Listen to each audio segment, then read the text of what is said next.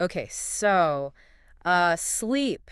We all do it. We all need it. Absolutely. And let's be honest, most of us think about whether we're getting enough right. For sure. Yeah, that's what we're diving into today. Sleep. It's such a universal human experience, really. It is totally relatable. And, well, because it is so universal, it actually gives us a fantastic chance to explore how we talk about a common daily thing in English. Hmm. We've looked at quite a range of stuff articles, some interesting sleep studies, Right. and our goal really is to equip you with the language you need to confidently chat about your own sleep habits. Exactly. That's the mission today, giving you practical English skills by focusing on describing something you do, well, every single day. Or try to do. Huh, good point. Okay, so let's get started with something pretty fundamental. Your regular sleep routine. Yeah, our sources really highlight that talking about routines is like a cornerstone of everyday chat. Think about the usual steps you take in the evening before bed. Right, like, based on some personal accounts we saw, you might say, I usually go to bed around 11 p.m. Simple enough. Okay. But, and this is the relatable part, sometimes I stay up scrolling on my phone way too late. Ah, yes. The Yeah. dreaded scroll. Very common issue mentioned. Tell me about it. Or maybe on weekdays, I try to be asleep by 10:30 to get a full 7 hours. That sounds more disciplined. Using try to shows the intention. And then weekends often change things up. Oh, yeah. On weekends, I let myself sleep in and catch up on rest. That's the dream, isn't it? It is. Notice how those examples use time expressions. Right. And, but for contrast, to for purpose, simple but effective. Yeah. And then a lot of the articles we looked at talked about having a specific bedtime routine. Right, the actual steps you take. Yes, and this is brilliant for practicing sequencing in English. You could describe it maybe something like this. First, I brush my teeth and wash my face. Okay, standard start. Then, I change into my pajamas and read a few pages of a book. Nice, winding down. After that, I set my alarm, put my phone away, that crucial step again, and turn off the lights. See, using words like first, then, after that, it creates a really clear picture, a clear order. Exactly. And these everyday actions are great practice for using verbs correctly, connecting ideas, getting that natural rhythm in English. Totally agree. Okay, so related to routine is, well, how well do you actually sleep? The quality. Yeah, that's such a common question, isn't it? Some people are lucky. Like one study participant said, I am a deep sleeper. Once I fall asleep, absolutely nothing seems to wake me up. Right, the sleep like a log types. We'll get to that idiom later. Ah, yes, I've definitely heard people say that with a bit of envy. Then you've got the other side. I'm such a light sleeper. The smallest noise is enough to wake me up. Yeah, those contrasting experiences came up a lot in the sleep diaries we reviewed. It's also really common to talk about staying asleep. Oh, for sure. Like, I usually sleep through the night without waking up. That's the goal. It is. Or the opposite, which lots of people report. Lately, I've been having trouble falling asleep. That's tough. And for those nights when sleep is tricky, there's some really useful phrases. Definitely. If you're restless, can't get comfy, you'd say, I toss and turn. Yeah, paints a picture, doesn't it? Just wriggling around. It does.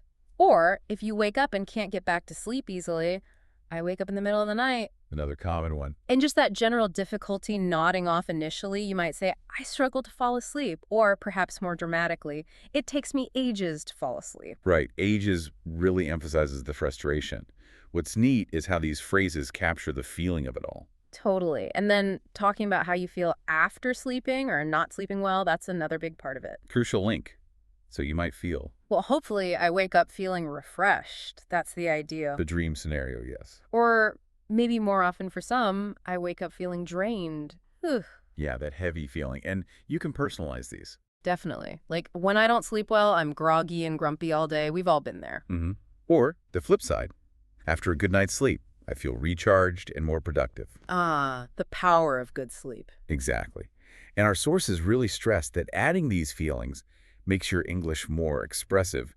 People understand your experience better. Makes sense. Now, to really boost how naturally you talk about sleep, let's dig into some common phrasal verbs and idioms. These are great. Oh, these are fantastic. They really make your English sound more, natural, more like a native speaker. Let's start with drift off. Okay, drift off. It means falling asleep slowly, gradually. Like, I drifted off halfway through the film. Happens to me sometimes. Me too. Then there's nod off. Similar, but slightly different. Right. Nod off is more accidental, often when you're sitting up. Like, I nodded off during that lecture. It was so boring. Uh-huh. Uh-huh. Our analysis shows these phrasal verbs are super common in spoken English. Another one is crash out. Yeah, crash out. That sounds intense. It implies being really exhausted, falling asleep very quickly because you're just wiped out. I got home from that long flight and just crashed out on the bed. Got it. And for just the simple act of going to bed. We have the informal ones, hit the hay or hit the sack. Right. As in, I'm exhausted. I think I'm going to hit the hay early tonight. Exactly. Very casual. Okay. And here's a great idiom for sleeping really, really deeply. Let's hear it. Sleep like a log. Classic. You might hear, I was so tired after the marathon, I slept like a log. Just totally out. Perfect description. Eh. Then there's one for not getting enough sleep because you're too busy. Yeah. Burning the candle at both ends. Oh, yeah, I know that one. Working late, getting up early. Exactly. Like she's been burning the candle at both ends trying to finish that project. She really needs a vacation. Describes that exhausted state well. And one more for this section. Lose sleep over something. This isn't about literal sleep loss necessarily, is it? Not always. It means worrying about something so much that it could affect your sleep. Or just that you're very worried. You might say, it's a bit frustrating, but it's not something I'm going to lose sleep over. Meaning, I'm not going to let it worry me excessively. Gotcha. So it's about the level of worry. These idioms really do add color, don't they? They really do. Adds richness to your vocabulary. Okay, so moving on. The next morning arrives. How do you feel? This is another really natural way into talking about sleep. Yeah, the sources consistently link sleep quality and duration to how we feel the next day. It's a direct consequence. Right. You might hear someone say, if I don't get enough sleep, I often wake up with a headache and feel like a zombie. The zombie feeling. Very descriptive. Isn't it? Or on a better day, when I manage to get a solid 8 hours, I'm usually in a much better mood and feel more focused. Makes a huge difference to your whole day, doesn't it? Totally. And what about that button on the alarm clock? The snooze button. The temptation. Exactly. I usually hit snooze once or twice before I finally manage to get up. Seems like almost everyone does that sometimes. It's a very common habit based on what we read. Then there's the whole idea of being a morning person. Yeah. Or not. Oh, yeah. You could say, I'm definitely not a morning person. I need at least 30 minutes and a strong coffee to feel properly awake. Relatable for many. It shows how sleep habits kind of connect to our personality and daily rhythms. True. Okay, what about naps? Daytime sleeping habits. That came up in several discussions we reviewed. Right, naps. Some people swear by them. I find taking power naps really helpful. Just 20 minutes and I feel brand new. The short, sharp nap. Yeah, the power nap. But as some sources noted, they don't work for everyone like that. No. If I nap for too long, I actually end up feeling even more tired. That groggy feeling. Sleep inertia, yeah.